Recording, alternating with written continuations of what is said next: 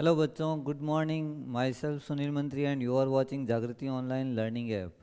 बच्चों, अपने जो प्रीवियस क्लास में जो कार्बोक्सिलिक एसिड टॉपिक चल रहा था और इसमें अपन ने केमिकल प्रॉपर्टीज अभी करवानी है, लेकिन फिजिकल प्रॉपर्टीज और प्रिपरेशंस ऑफ कार्बोक्सिलिक एसिड ये कर लिया था। तो अपन आते हैं, बात करते हैं इसके टॉपिक के ऊपर। जो टॉपिक का नाम है कार्बोक्सिलिक एसिड की केमिकल प्रॉपर्टीज़। तो हेडिंग लगा देते हैं केमिकल प्रॉपर्टीज़। Chemical properties. तो ये केमिकल प्रॉपर्टीज इसकी अपन को करनी है कार्बोक्सिलिक एसिड की।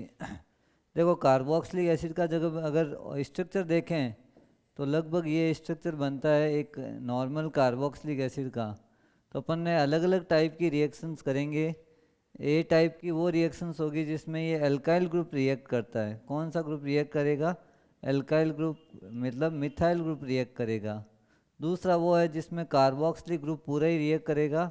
तीसरा वो होगा जिसमें CO बॉन्ड क्लीवेज रिएक्शन करेंगे और चौथा होगा OH बॉन्ड क्लीवेज रिएक्शंस। तो 4 टाइप की रिएक्शंस अपन करेंगे। फर्स्ट तो आएगा एल्काइल ग्रुप की रिएक्शंस, सेकंड अपने आ जाएगा यहाँ पे कार्बोक्सिलिक ग्रुप की रिएक्शंस, और थर्ड आ जाएगा CO बॉन्ड ग्रुप की रिएक्शंस, और फिर OH। तो इनके नाम लिख देते हैं। ए हो जाएगा alkyl group reactions, alkyl group reaction. ये सबसे पहला पार्ट होगा alkyl group reaction. B part इसका होगा कार्बोक्सिलिक ग्रुप रिएक्शन।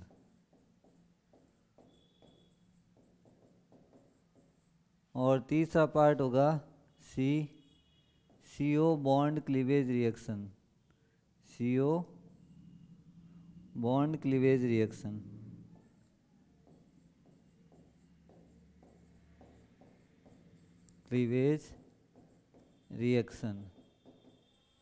और चौथा पार्ट आएगा, या डी पार्ट लिख देते हैं इसको, D OH bond cleavage reaction. तो ये 4 टाइप की रिएक्शंस है टोटल कार्बोक्सिलिक एसिड में। फिर लगभग अपना चैप्टर फिनिश हो जाएगा। इससे रिलेटेड जितने भी क्वेश्चंस बनते हैं वो अपने जो है इसमें नेम रिएक्शंस को ज़्यादा ध्यान देना है। जो भी नेम रिएक्शंस आती है वो ज़्यादा इम्पोर्टेंट है। तो सबसे पहला पार्ट जो अपन करेंगे वो कौन सा करेंगे? Alkyl group reactions. तो हेडिंग लगा देते हैं ये वाला, एल्काइल ग्रुप रिएक्शंस। तो ए पार्ट है एल्काइल ग्रुप रिएक्शन,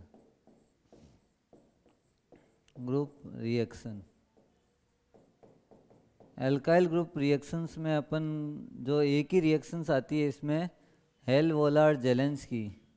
तो रिएक्शन का नाम लिख देते हैं HVZ। फर्स्ट रिएक्शन एक ही रिएक्शन है ये, और इसका पूरा नाम क्या रखा है? हेल-वोलार्ड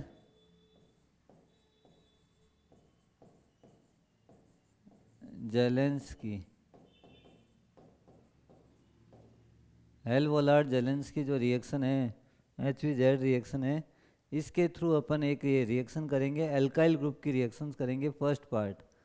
तो कोई भी एक कार्बोक्सिलिक एसिड लेते हैं जिसमें C पे कितने H लगे हुए हैं? 3 H लगे हुए हैं, और इसमें COH, और इसकी रिएक्शन अपन को हेलोजन के साथ X2 के साथ। यहाँ मैं बता दूँ X2 इजिकल टू आप क्या ले सकते हो? Cl2 या Br2। और प्रेजेंस किसकी लेनी है अपन को?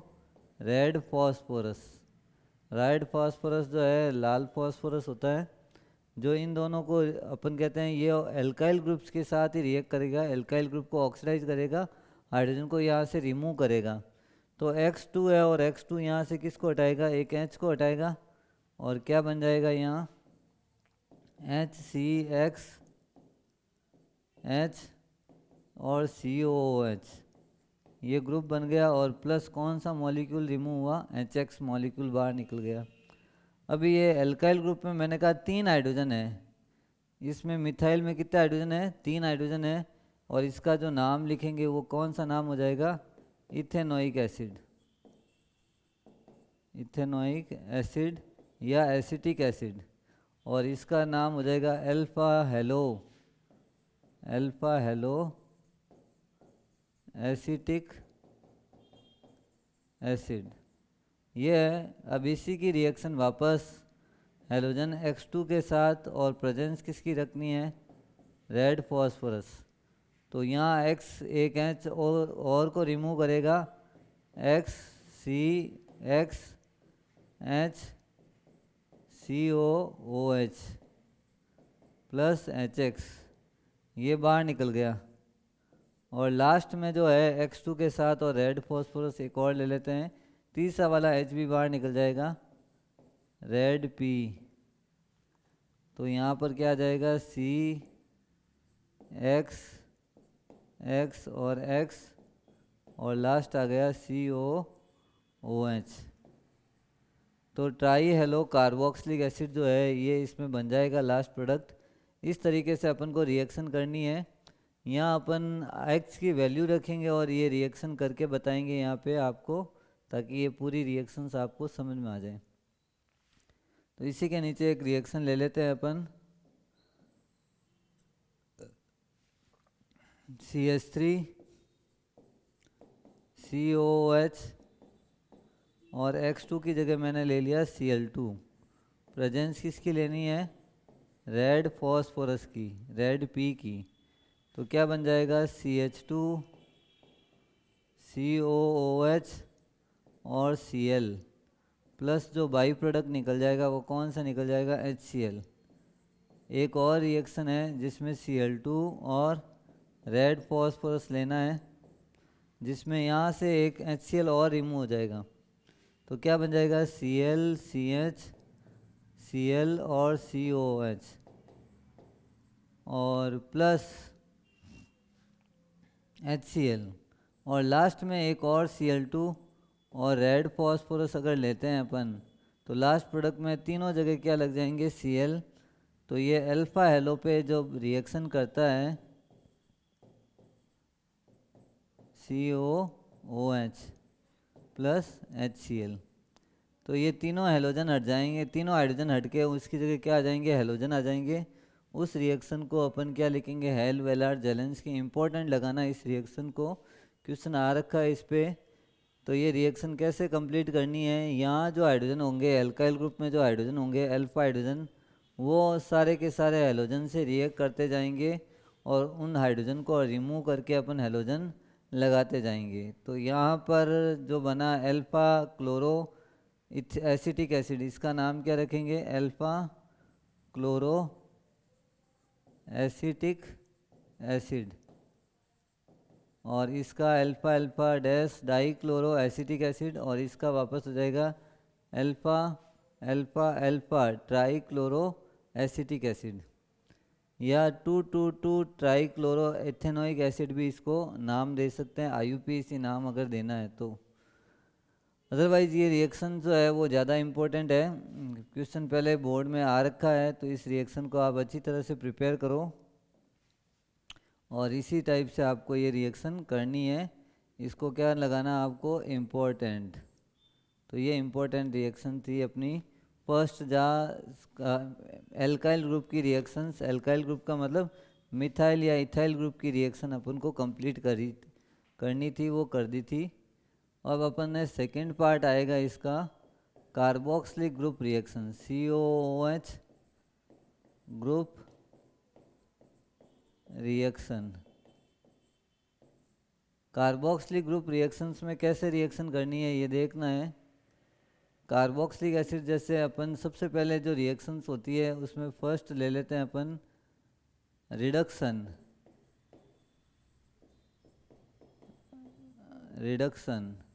अब रिडक्शन में कैसे रिएक्शन करनी है, अपन ने कोई कार्बोक्सिलिक एसिड ले लिया, या R से ले लेते हैं, पहले R से करते हैं फिर CH3 लगाएंगे उसकी वैल्यू, RCOOH, और इसकी HI ले लिया, 6HI के साथ रिएक्शन करवाई है, और प्रेजेंस किसकी रखनी है अपन को, रेड फॉस्फोरस।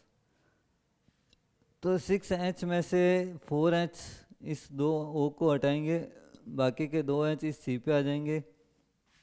तो क्या बन जाएगा, RCH3 प्लस 2H2O और प्लस क्या बन जाएगा यहाँ पे 3I2। ये प्रोडक्ट बन जाएगा। RCH3 को आप नाम दे सकते हो एल्केन। ये जो बनेगा प्रोडक्ट, इसको अपन क्या नाम देंगे, एल्केन बन गया। अब इसमें एक रिएक्शन R की वैल्यू रख के करते हैं। इसमें मैंने पीरो कार्बोक्सिलिक ग्रुप को रिएक्ट करवाया और कार्बोक्सिलिक ग्रुप की जगह क्या बन गया अब CH3। अब R की जगह मैंने रखा है CH3, फिर COOH और फिर इसकी रिएक्शन 6HI के साथ। रिडक्शन में यही है, रेड फॉस्फोरस ही लेना है। तो यहाँ पर 4H इस 2 O को हटाएंगे, बाकी के 2H इस C पे आ जाएंगे। तो बनेगा क्या, CH3-CH3 प्लस 2H2O और प्लस 3I2। ये CH3-CH3 इसी को अपन नाम देते हैं इथेन। ये क्या बन गया प्रोडक्ट, इथेन। तो इथेन के साथ वाटर भी निकला और I2 भी निकल गया, ये रिमूव हो गया यहाँ पे। तो कुल मिला के कार्बोक्सिलिक ग्रुप में रिएक्ट किया और कार्बोक्सिलिक ग्रुप रिएक्ट करने के बाद में ये COH ग्रुप हट के कौन सा ग्रुप आ गया यहाँ पे, CH3, जिसको अपन नाम देते हैं एल्केन। और एल्केन बनाने की प्रोसेस में भी इसको लिख सकते हैं। और हमेशा आपको ये ध्यान रखना है, किसी भी रिडक्शन रिएक्शन में अगर HI और रेड फॉस्फोरस आए तो उस प्रोडक्ट को लास्ट में एल्केन में ही कन्वर्ट करना होता है। क्योंकि कोई भी कार्बोक्सिलिक एसिड आए, चाहे एल्डिहाइड आए, चाहे कीटोन आए, चाहे हेलो एल्केन आए, सब में रिएक्शन में लास्ट प्रोडक्ट क्या बनाना, आपको एल्केन बनाना है। फिर रिडक्शन के बाद में सेकेंड रिएक्शन अपन देखते हैं, डीकार्बोक्सिलेशन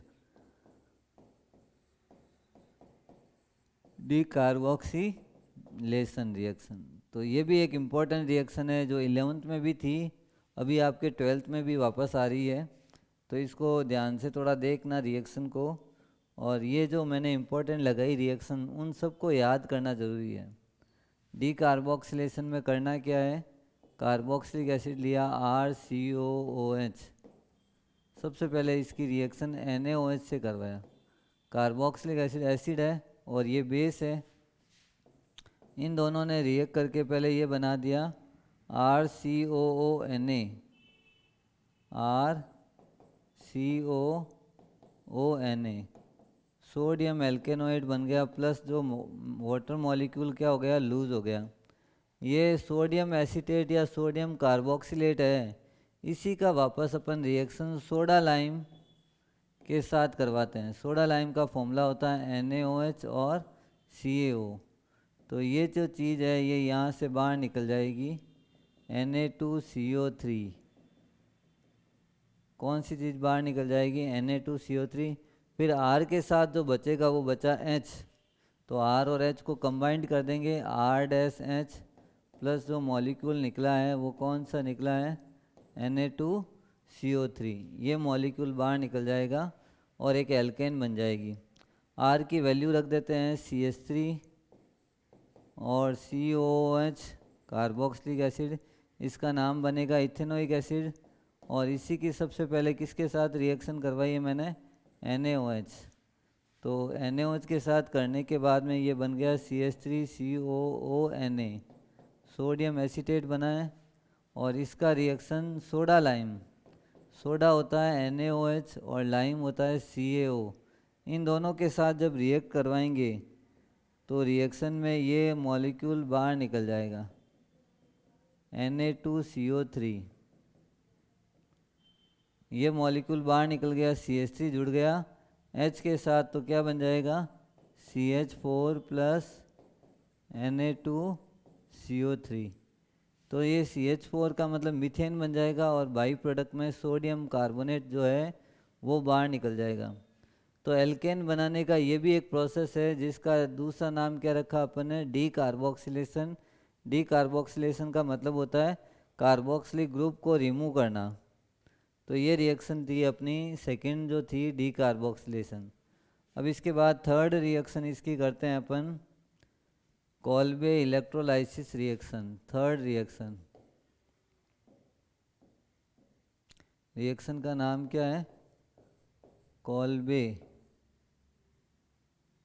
कॉलेबो नहीं, कॉल्बे इलेक्ट्रोलाइसिस।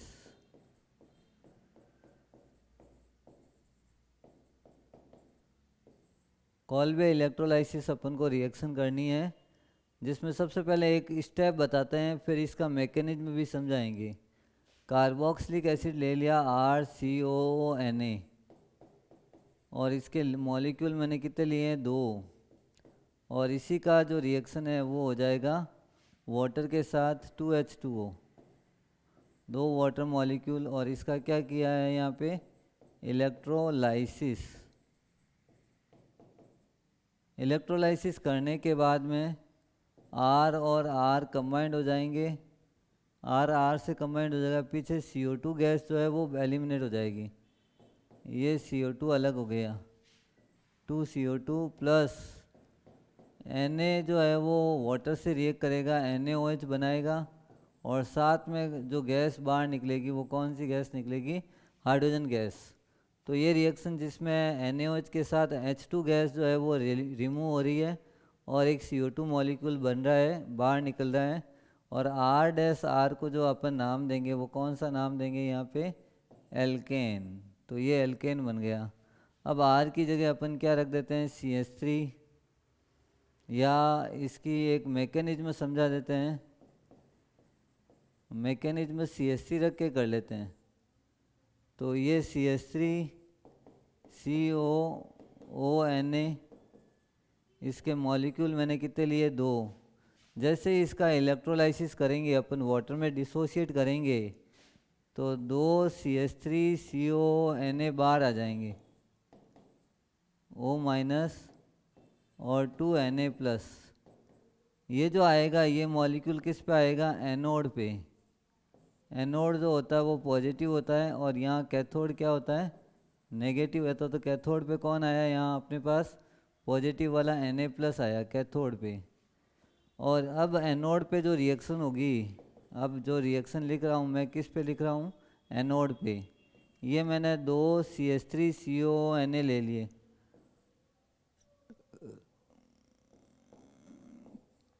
CH3 COO-। अब माइनस का मतलब क्या हो गया, 2 इलेक्ट्रॉन है, एक तो इसका खुद का था, एक Na का भी इसने ट्रांसफ़र ले लिया था, अपने पास ले लिया था। तो ये दोनों में से ये टूटेगा बॉन्ड, और अगर इसका बॉन्ड अगर टूटता है तो इसको क्या बोलते हैं अपन, होमोलाइसिस। होमोलाइसिस का मतलब कोई भी बॉन्ड को या तो बराबर तोड़ना या इलेक्ट्रॉन का इक्वल क्लीवेज करना, उसी को अपन क्या बोलते हैं, होमोलाइसिस। तो CH3 COO फ्री रेडिकल, कितने फ्री रेडिकल, 2 फ्री रेडिकल, और 2 इलेक्ट्रॉन यहाँ से रिलीज हो गए। ये एसीटेट फ्री रेडिकल इसको बोल सकते हैं, क्या बोलेंगे इसको, एसीटेट फ्री रेडिकल। अब ये एसीटेट फ्री रेडिकल जो है, इसी में से अपन को CO2 मॉलिक्यूल रिमूव करना है। करना कैसे है ये देखते हैं। CH3 COO फ्री इलेक्ट्रॉन, और ये 2, अब इसका भी होमोलाइसिस हुआ, और होमोलाइसिस होने के बाद में क्या बन जाएगा, देखो CH3 और CH3 ये दोनों आपस में कंबाइंड हो जाएंगे दोनों, और प्लस कौन सी गैस बाहर निकली है, 2CO2। तो CH3 को वापस किससे कंबाइंड कर दिया, CH3 से, और प्रोडक्ट बन जाएगा इथेन, और कौन सी गैस बाहर निकली यहाँ से, CO2। ये जो फ्री रेडिकल से हुआ। अब लास्ट में अपने पास जो बचा हुआ Na किस पे आता है, कैथोड पे कौन आया था, Na किस में, अभी भी पॉजिटिव में, और 2 Na थे अपने पास। और अपने का यहाँ से फ्री रेडिकल में 2 इलेक्ट्रॉन रिमूव हुए थे, इसने वापस 2 इलेक्ट्रॉन को गेन कर लिया है, और किस में चेंज हो गया, 2Na। और 2Na को जब वाटर से रिएक्ट करवाएंगे, किससे रिएक्ट करवाएंगे अपन, H2O से, 2H2O से, तो साथ में कौन सा प्रोडक्ट बन जाएगा, NaOH के साथ कौन सी गैस बाहर निकल जाएगी, H2 गैस। तो NaOH प्लस H2 गैस बाहर निकल जाएगी। ये रिएक्शन किस पे करनी है, कैथोड पे करनी है, और ऊपर वाली जो रिएक्शंस है वो किस पे करनी है, एनोड पे करनी है। दोनों रिएक्शंस को मिला के ये रिएक्शंस अपन ने बता दी किस टाइप से एनोड पे क्या रिएक्शन होगा और कैथोड पे क्या रिएक्शन होगा।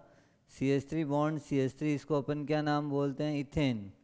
और ये एक जो मॉलिक्यूल बना है वो कौन सा बना है, NaOH, और प्लस कौन सी मॉलिक्यूल बाहर निकला है, H2 गैस मॉलिक्यूल जो है वो कैथोड पे एलिमिनेट हुआ है। तो ये जो रिएक्शंस प्रोसेस बताए थे मैंने, ये सारे किसके मैकेनिज्म हैं, ये मैकेनिज्म है इलेक्ट्रोलाइसिस के, कार्बोक्सिलिक एसिड के सोडियम या पोटेशियम सॉल्ट के इलेक्ट्रोलाइसिस जब करते हैं तो इस टाइप से आपको अलग अलग प्रोडक्ट यहाँ मिल जाएंगे। तो ये यहाँ अपन ने प्रिपरेशंस का, ये एल्केन की प्रिपरेशंस में भी इसको लिख सकते हैं। अदरवाइज आप जो है इसको केमिकल प्रॉपर्टीज में लिखेंगे। कॉल्बे एक इलेक्ट्रोलाइसिस जो मेथड है वो एक इम्पोर्टेंट रिएक्शन है। कॉल्बे इलेक्ट्रोलाइसिस क्या है, इम्पोर्टेंट है। इसको अच्छी तरह से नोट करो, समझ लो। पहले इसका फ्री आयोनाइजेशन हुआ, डिसोसिएशन हुआ, आयोनाइजेशन, फिर होमोलाइसिस का मतलब फ्री रेडिकल बना, और फ्री रेडिकल का जब CO2 निकलने के बाद में एल्केन बना, और एल्केन कौन से पे बना है, एनोड पे बना है। और वापस कैथोड पे जो रिएक्शन हुई है वो इस टाइप से अपन को कैथोड पे रिएक्शन करनी है। ये प्रोडक्ट अपना यहाँ पे बन गया है। तो ये जितनी भी अपन ने रिएक्शंस बताई है, कॉल्बे रिएक्शंस, इसके बाद में एक रिएक्शन और है सिमिट रिएक्शंस जो इसी की आती है। तो ये रिएक्शन को अच्छी तरह नोट करो, समझ लो, ताकि ये आपके आगे वर्क में या प्रोसेस में काम आए। इसको भी आपको इम्पोर्टेंट लगाना है।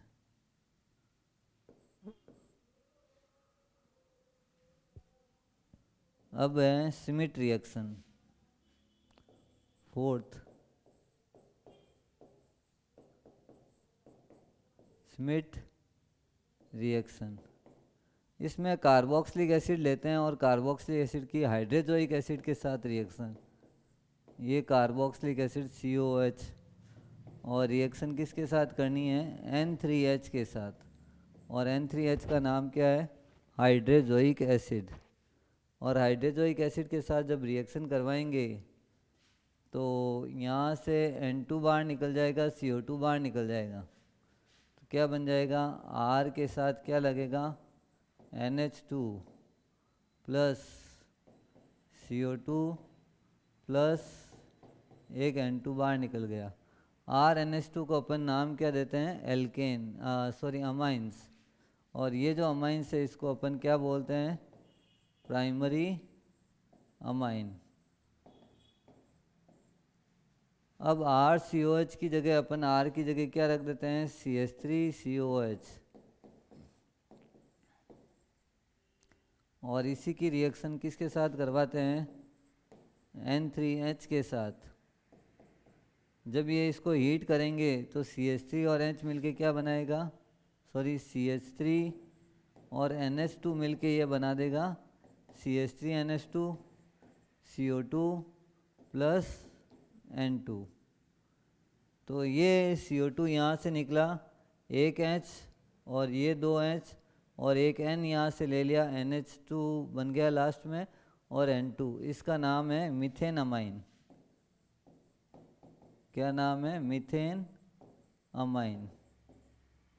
तो ये रिएक्शन जिसमें अपन ने प्राइमरी अमाइंस बनाया है, लेकिन बनाया किससे है, कार्बोक्सिलिक एसिड के अगर N3H के साथ, और N3H का नाम यहाँ मैं लिख देता हूँ, hydrazoic acid, hydrazoic acid. Hydrazoic acid के साथ जब ये इसकी रिएक्शन होती है तो लास्ट प्रोडक्ट अपने पास क्या बन जाएगा, यहाँ पे ये प्राइमरी अमाइंस या मीथेन अमाइंस जो है वो बन जाएगा। अब अपन इसके बाद में अगला जो प्रोसेस करेंगे वो CO बॉन्ड क्लीवेज रिएक्शन करेंगे। नेक्स्ट प्रोसेस कौन सा करेंगे, तो इसका थर्ड पार्ट अपन स्टार्ट करें, CO बॉन्ड क्लीवेज रिएक्शन।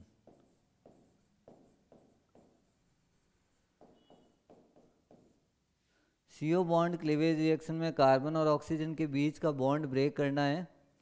करना कैसे है, इसमें फर्स्ट रिएक्शन अपन ले लेते हैं PCl5, PCl3 एंड SOCl2 के साथ रिएक्शन। तो PCl5 में कैसे लेते हैं, ये कार्बोक्सिलिक एसिड लिया RCOOH प्लस PCl5, PCl3Cl और Cl। तो यहाँ पे जो है वो कौन सा मॉलिक्यूल बाहर निकला है, HCl का, और एक POCl3। ये PCl5 की स्ट्रक्चर्स बताई मैंने, PCl5 के साथ रिएक्शन हो रही है। तो प्रोडक्ट बन जाएगा RCOCl प्लस POCl3 और प्लस क्या बन जाएगा, HCl। ये एक मेजर प्रोडक्ट बन जाएगा। RCOCl को क्या बोलेंगे, एल्केनॉयल क्लोराइड, एल्केनॉयल क्लोराइड। और इसी में R की वैल्यू रखते हैं अपन, R की जगह क्या रखेंगे, CH3COOH प्लस PCl5, PCl5। तो PCl5 में से एक HCl बाहर निकल जाएगा, एक POCl3 बाहर निकल जाएगा, पीछे बचा CH3COCl plus POCl3 plus HCl। CH3COCl को अपन नाम दे देते हैं यहाँ पे इथेनॉयल क्लोराइड। क्या नाम रखेंगे इसका, इथेनॉयल क्लोराइड। तो ये इथेनॉयल क्लोराइड बना यहाँ पे। अगर इसी की रिएक्शन PCl3 के साथ करवाएंगे तो क्या बनता है, देखते हैं। इसमें RCOOH के 3 मॉलिक्यूल लिए और रिएक्शन किसके साथ करनी है, PCl3 के साथ। तो यहाँ P जो है वो 3 OH के साथ जाएगा और हर एक के साथ Cl लग जाएगा। RCOCl 3 मॉलिक्यूल प्लस H3PO3, ये बन जाएगा RCOCl को भी क्या नाम देंगे यहाँ पे, एल्केनॉयल क्लोराइड। और R की वैल्यू अगर CH3 रखेंगे तो सेम रिएक्शन कर सकते हैं अपन। R की जगह रखना क्या है, CH3, CH3COOH जो है इसके 3 मॉलिक्यूल ले लिए और प्लस रिएक्शन किसके साथ कराई है, PCl3 के साथ। और क्या बन रहा है यहाँ पे, CH3COCl इसके 3 मॉलिक्यूल प्लस H3PO3, ये बन जाएगा और ये एक प्रोडक्ट बन जाएगा। तो कुल मिला के CH3COCl जो है ये अपना इथेनॉयल क्लोराइड इसमें बन गया है। और रिएक्शन अपन ने कौन सी वाली ली है यहाँ पे, PCl3 की। अब इसमें एक SOCl2 की भी रिएक्शन करवा देते हैं ताकि क्लियर हो जाए ये टॉपिक अपना। अगर मैं RCOOH और RCOOH का एक मॉलिक्यूल लेता हूँ साथ में SOCl2 के साथ, SOCl2 का स्ट्रक्चर ऐसा होता है, SO पे डबल बॉन्ड और 2 Cl पे सिंगल बॉन्ड। और रिएक्शन जो है पिरिडीन की प्रेजेंस में ले सकते हैं, पिरिडीन। तो यहाँ से कौन सा मॉलिक्यूल बाहर निकला, HCl। बॉन्ड कौन सा ब्रेक करना, C और O का। एक HCl हट गया, O भी हट गया, O SO के साथ मिलके क्या बना देगा, SO2। पीछे बचा क्या है, RCOOH वाला बॉन्ड अपन ने ब्रेक कर दिया, तो यहाँ Cl लगा दिया, फिर SO2 और एक HCl, ये बन जाएगा RCOCl को अपन क्या बोलेंगे, एल्केनॉयल क्लोराइड। और R की वैल्यू अगर CH3 रखते हैं तो ये CH3COOH प्लस रिएक्शन है SOCl2 थायोनाइल क्लोराइड।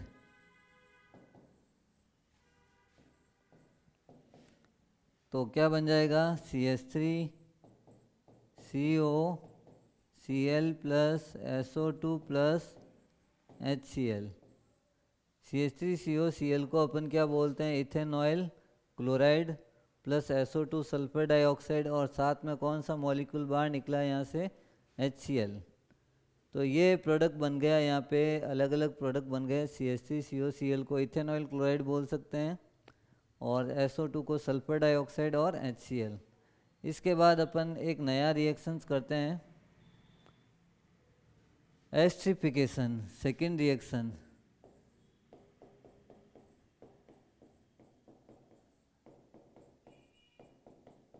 एस्ट्रिफिकेशन। और एस्ट्रिफिकेशन में ईस्टर का फॉर्मेशन करेंगे कैसे ये देखते हैं। ये कार्बोक्सिलिक एसिड लिया और यहाँ पर एक अल्कोहल ले लिया। अल्कोहल का फॉर्मूला होता है R-OH या ROH भी लिख सकते हैं। अपन को बॉन्ड कौन सा बॉन्ड ब्रेक करना है, C और O का, और इधर O और H का। तो दोनों ब्रेक करने के बाद में क्या बन जाएगा, देखो RCO OR- और प्लस एक मॉलिक्यूल बाहर निकलेगा, वो कौन सा निकलेगा यहाँ पे, H2O। तो ये रिएक्शन हो गई। और इसमें अपन अगर R की जगह वैल्यू रख देते हैं CH3COOH, प्लस इसकी जगह ले लेते हैं CH3CH2OH, और मीडियम कौन सा रखते हैं यहाँ पे, एसिडिक। तो एसिडिक मीडियम में जब रिएक्शन करवाएंगे तो H और OH मिलके क्या बन जाएगा यहाँ पे, H2O। तो यहाँ से बन गया CH3CO और O के बाद में CH2CH3 प्लस एक मॉलिक्यूल बाहर निकला, वो कौन सा है, H2O। ये जो बना ईस्टर बना है, और ईस्टर का जो नाम लिखते हैं, पीछे वाले का नाम आगे आता है। पीछे वाला जो ग्रुप है वो कौन सा है, इथाइल। इथाइल आगे लिख लिया, और आगे वाले दो कार्बन है, इसको क्या बोलते हैं अपन, इथेनोएट। तो नाम क्या बन गया, इथाइल इथेनोएट। ये इसका IUPAC नाम है। और तीसरा जो अपन करवाएंगे एस्ट्रिफिकेशन के बाद में, रिएक्शन विथ अमोनिया। अमोनिया का फॉर्मूला क्या होता है, NH3। अमोनिया एक बेसिक नेचर का होता है और कार्बोक्सिलिक एसिड एसिडिक नेचर का होता है। तो RCOOH प्लस NH3, और NH3 जो है वो कौन से नेचर का, बेसिक नेचर। एक प्रोटॉन ये इसको शिफ्ट कर देगा, तो एक इंटरमीडिएट यहाँ पर क्या बनेगा, RCOONH4, अमोनियम एल्केनोएट बन गया। लेकिन ये अनस्टेबल है, इसको वापस जब हीट करेंगे तो इसमें से कौन सा मॉलिक्यूल बाहर निकल जाएगा, H2O। और H2O कहाँ से निकलेगा, यहाँ से 2H और यहाँ से O निकल जाएगा, तो क्या बन जाएगा, RCONH2। और RCONH2 को अपन क्या बोलते हैं, अमाइड। वापस अपन एक रिएक्शन करके बताते हैं यहाँ पे। अगर यहाँ CH3 रखा, CH3COOH, तो ये हो गया इथेनोइक एसिड। और इसकी रिएक्शन किसके साथ करवाएंगे, अमोनिया के साथ। और करवाने के बाद में एक इंटरमीडिएट क्या बन जाएगा, CH3COONH4, अमोनियम एसीटेट। और इसको जब हीट किया मैंने तो CH3CONH2 बाहर निकल गया और एक H2O बाहर निकल गया। ये इथेनमाइड जो है वो बन गया। तो ये जो रिएक्शंस मैंने करवाई है वो किसके साथ करवाई है, अमोनिया के साथ। और अमोनिया के बाद में अपन एसिटिक एनहाइड्राइड बनाते हैं, फॉर्मेशन ऑफ एसिटिक एनहाइड्राइड या एसिड एनहाइड्राइड। तो ये अमाइड बनता है, इसका नाम अपन को लिखना है अगर, तो क्या लिखेंगे, इथेन अमाइड। ये इसका नाम बन गया इथेन अमाइड। अब इसके बाद में फॉर्मेशन ऑफ कर देते हैं टॉपिक,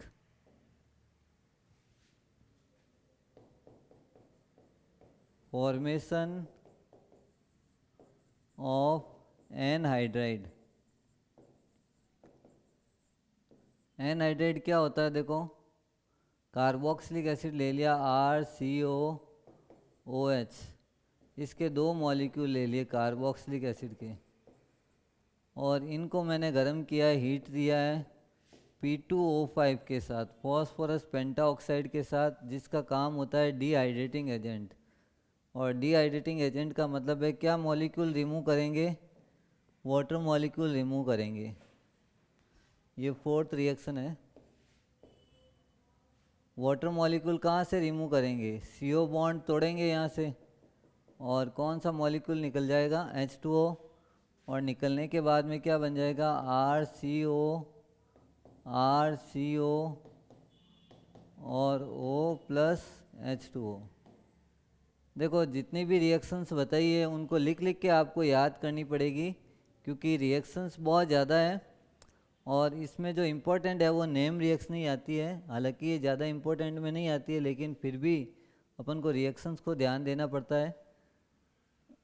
अब R की जगह मैं रख देता हूँ यहाँ पे CH3 CO और CH3 COOH, और इसका नाम है इथेनोइक एसिड। क्या नाम बना हुआ है, इथेनोइक एसिड। और जब इसको P2O5 के साथ हीट देते हैं तो कौन सा मॉलिक्यूल निकल जाएगा, वाटर निकलते ही क्या बन जाएगा, CH3CO और CH3CO, और इन दोनों के बीच में O प्लस वाटर।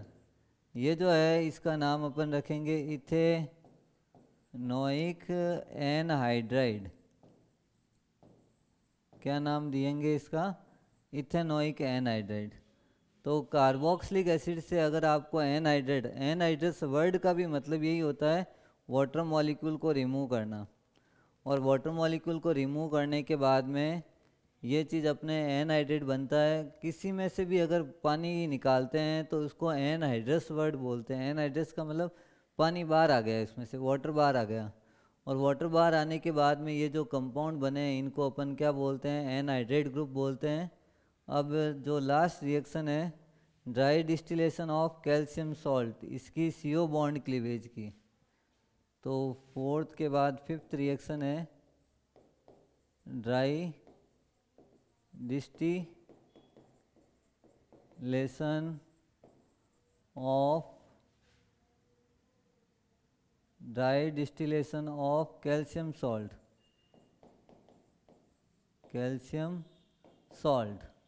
अब यहाँ कैल्शियम सॉल्ट होता है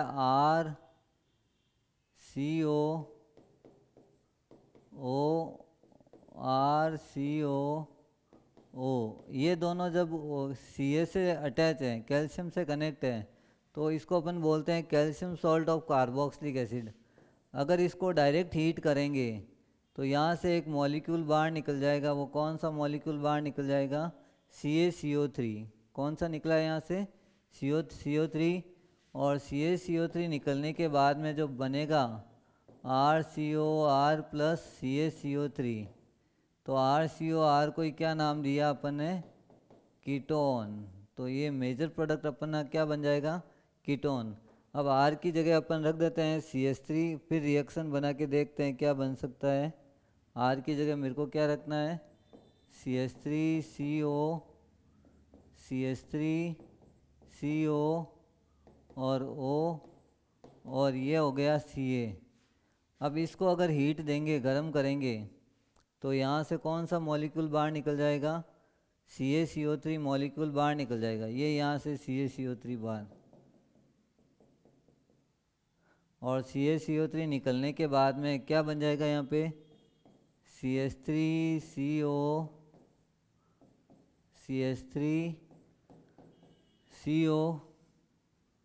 सॉरी, ये CH3CO ये तो हटेगा ही नहीं। यहाँ पे CH3CO बचा हुआ, अब पीछे क्या बचा हुआ, CH3 बचा हुआ यहाँ से, तो वो CH3 इस CO के साथ कनेक्ट हो जाएगा। तो कहने का मतलब है यहाँ पर आ जाएगा CH3 प्लस CaCO3। ये जो बनेगा ये कीटोन बना है। या तो डबल बॉन्ड O को ऊपर लगाओ या नीचे लगाओ, बात एक ही है। अगर आप कहते हो कि ये इसमें स्ट्रक्चर सही नहीं दिख रहा है, तो आप इस बॉन्ड को क्या कर सकते हो, नीचे भी लगा सकते हो, ऐसे भी कर सकते हैं। तो इसी का नाम अपन एसीटोन या प्रोपेनॉन रख सकते हैं। ये हो गया। तो रिएक्शनें सारी जो है इम्पोर्टेंट है, लेकिन उसमें जो ज़्यादा इम्पोर्टेंट थी मैंने जहाँ टॉपिक आया वहाँ समझा दिया है, लेकिन फिर भी आपको सारी रिएक्शंस को प्रिपेयर करना है। आज की क्लास में अपन इतना ही करते हैं। Thank you for joining this class. Okay.